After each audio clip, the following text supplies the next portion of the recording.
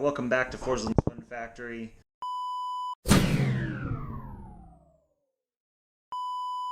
Today we're going to try to get this wheel all trued up, but we're going to attempt to true it without a truing stand. So stick around, enjoy as we get to doing that. So a few things that you're going to need. Without a truing stand, you're going to have to use the fork. So we have our fork of a rock hopper here, an older one. This is the one again that I'm fixing up for a friend. We have our wheel, we're going to mount that. And you do kind of want to lock it in and then not have your brakes catching either. So now clearly this thing is not straight at all. We have a lot of work to do here, and this is something that takes time. You can't do this in 5 minutes, and honestly probably even 20 minutes. So I also have a zip tie, and we're going to attach that down here to one of the fork legs to kind of use as a guide to see where each thing needs to go. The other thing that you're going to want to maybe have, where is it, is a screwdriver. Again, with a screwdriver you can attack the spoke nipples from kind of the tire side of the wheel. And then our last thing, for final adjustments and tensioning, you're going to want a spoke wrench of sorts. Now you could have the single-sided ones or these or any alternative to making that happen. So let's take a gander at a couple things and then we'll get to truing.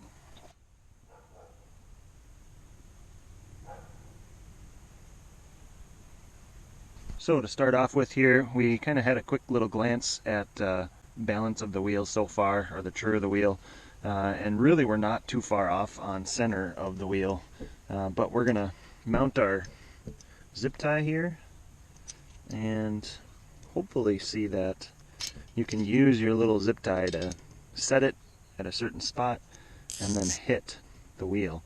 I want to start off with the centering of the wheel.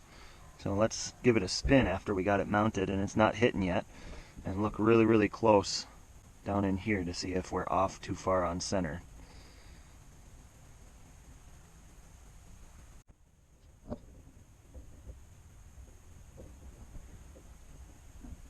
Well, actually it's not really getting any closer to this at all, so we're looking pretty good on center, although nothing is really all that tensioned just yet. So at this point, if we don't have to center the wheel, which in order to do that you would kind of mark where it's maybe hitting the zip tie, and then opposite of that we would try to pull it the whole wheel upwards this way, and you would tension a bunch of these spokes in order to pull the center up this way. So we don't have to do that so much, so we're kind of lucky, I guess, in that case. But we're going to move on and we're going to go like this to hopefully set and see where we need to. And actually I might have to move it to above the brake boss, so kind of a bummer here. Moved the zip tie up to above the brake boss, or below if you're thinking of the bike not being flipped over, and kind of adjusted it here so it just gets pretty close to this here. And now you'll just take and you'll start tensioning. Now clearly if it's touching the zip tie this way, we want the wheel to go that way. And of course if it's away, we might want it to come this way too. So now we're going to have to eyeball down the center here and see, like, clearly we don't want it to be too far off center. And I might even have to hook up the brake here to make sure that we're centering in this bike. We don't want it to be not centered to the bike and have the wheel pushed off to this side, or even on this side too. So we got to be pretty careful with those things. We have our brake tightened up a little bit here, and you guys can't eyeball it as well as I can, but we want to center it in the fork to right about this area right here. And I'm just looking down over the tops of you guys, and right here is kind of about centered. Now it doesn't all look that great right now, but slowly after working some of this, it will slowly become better. And again, everything is just very loose. None of these are tensioned even in the slightest. So we're going to have to work our way into this. And I might even just slowly tighten.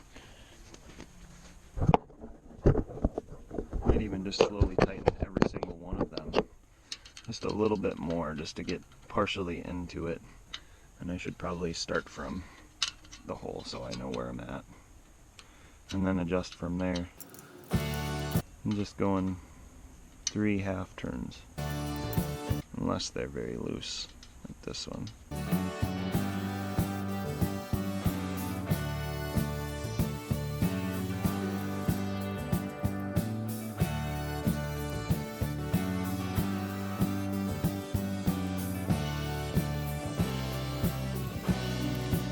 Now, pretty much even worse, but we're making progress. Tensioned a little bit more, and we can start making adjustments, and clearly we're hitting brake pads, and I gotta try to center these a little bit, but hopefully, maybe I should just put in a different wheel and true up the pads first. Tossed in another wheel and kind of short up these pads so they're sitting, you know, maybe 3, 4, 5 millimeters away from the wheel. Again, this is not the same wheel, this is just one to use to shore up the pads and get it a little bit more near center for when we mount our other wheel, which we're doing right now.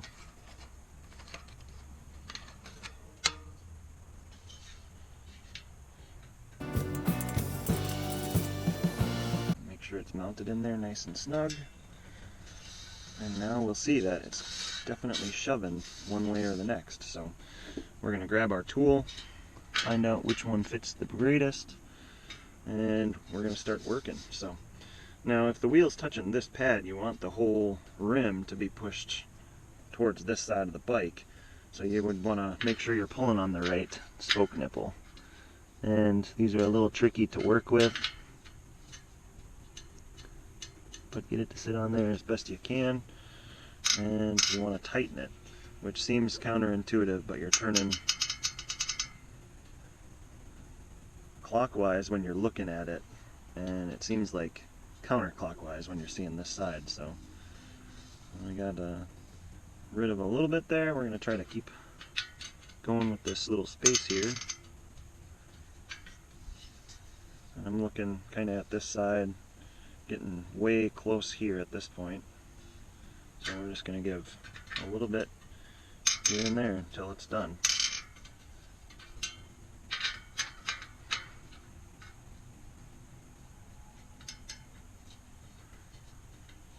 And there's some that just seem so loose, and these spoke nipples are a little annoying.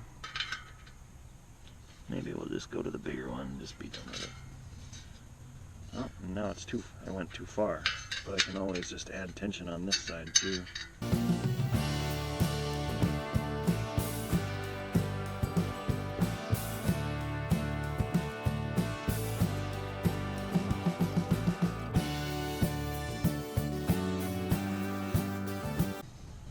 Oh, look at that. A little bit after that little bit of work, we're making progress. Here, it's sitting way closer on this side. You might not be able to see that all that well, so we're going to pull a little bit more this way.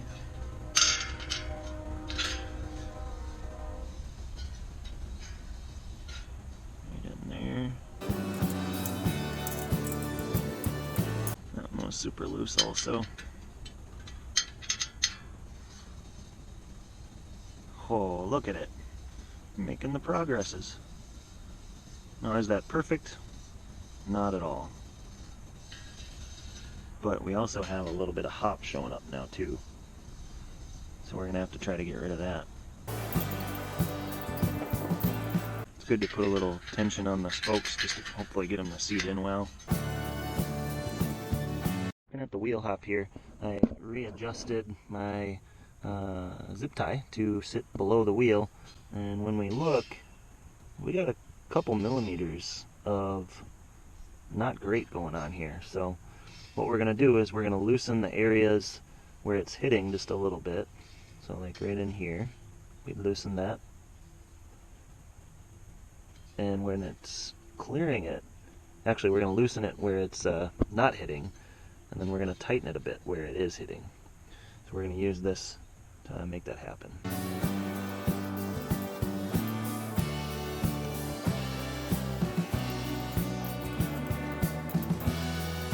Now I'm just eyeballing.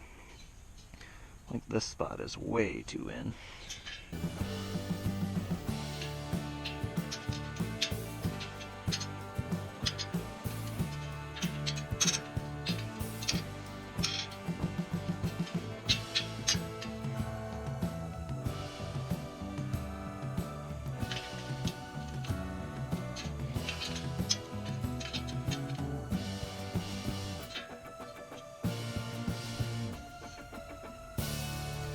So after some time finagling with this wheel, we got it most of the way trued up. It should be pretty darn good for just about everyday riding. So let's take a look at it.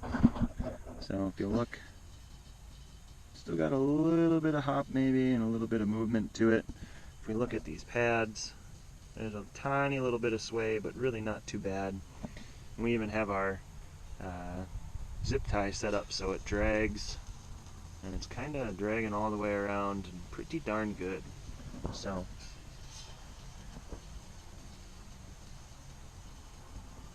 overall pretty nice. You can do the fingernail flick to test it out. Most of them are pretty sound, about similar in the same note.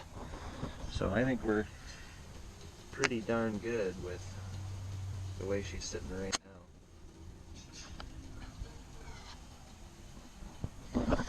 So what I did realize is the back wheel has also got a little bit of a hop into it, so we're going to take care of that too. Got to pull the tire off in order to do that, but otherwise making progress. Now in reality, my next episode hopefully will be about tools. I got my truing stand actually in, and I'm half tempted to throw this on there and see if I can't make it any better, but it is possible to true without a truing stand. So if you like content like this, feel free to like, subscribe, comment, share, all that stuff. Trying to make this one a little bit of a quicker one because truing without a stand is totally possible, although a truing stand does make centering the wheel and all of those things much better. So let me know what you think in the comments. Thanks for watching and have a good one. Oh, don't forget to get out there and ride a little bit too. Bye.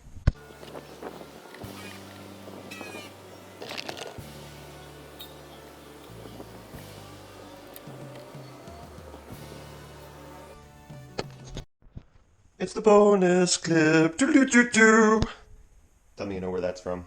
Last couple days I've been working on something here. My little brother moved out, and I now have his space that he was using. So I've been painting. If you take a look. So I've been laying this ultra white down to brighten it up in the basement here, and we're going to put a little workshop down here. There's the old color. I got some finishing up to do. It's kind of a tannish white, ivory or something. So, but we're going to put a little bench and my stand down here instead of working up in the front room, just to help with the lighting and everything. So, and we'll have a little bit of storage in the shelf here. That's my heater. Maybe if you watch some of my other videos, I did some spray painting down here over the sink before, but water heater there, little bench for folding laundry. But looking forward to having this little bit of space to set up with a stand and maybe some storage of bikes underneath the staircase here, but getting excited to have a little bit more space. And so a little bit of a bonus on what I've been working on around the house here. And feel free to drop the like and share and subscribe and all the doodads and the clickins, and get out there and ride. See ya.